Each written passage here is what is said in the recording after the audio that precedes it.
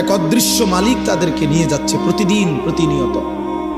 কেউ তো মরতে চায় নাই, কিন্তু কেউ তো থাকতেও পারে না। এজন্য এটাই অনিবার্য বাস্তবতা যে মরতেই হবে, যেতেই হবে, ফিরতেই হবে আল্লাহর কাছে, ফিরতেই হবে।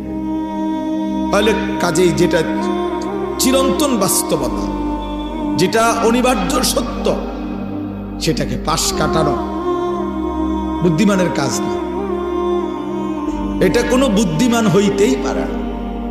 মৃত্যু যেহেতু আমাকে বরণ করতেই হবে, আল্লাহর মুখোমুখি যেহেতু আমাকে হতেই হবে, কাজে বুদ্ধিমান তো সেই যে এই ব্যাপারে প্রস্তুতি নেই।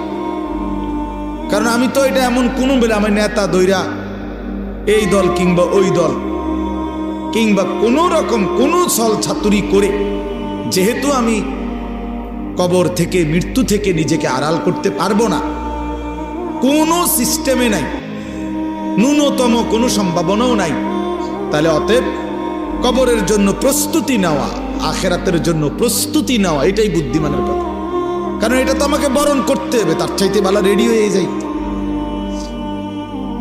প্রস্তুতি নিয়েই যাই। মরতেই হবে যখন, যেতেই হবে যখন। আমার বাপ যদি এই কথাটা আমি বুঝি আমার লাভ, আপনি বুঝলে আপনার লাভ। জওয়ান ছেলে তুমি বুঝলে তোমার লাভ।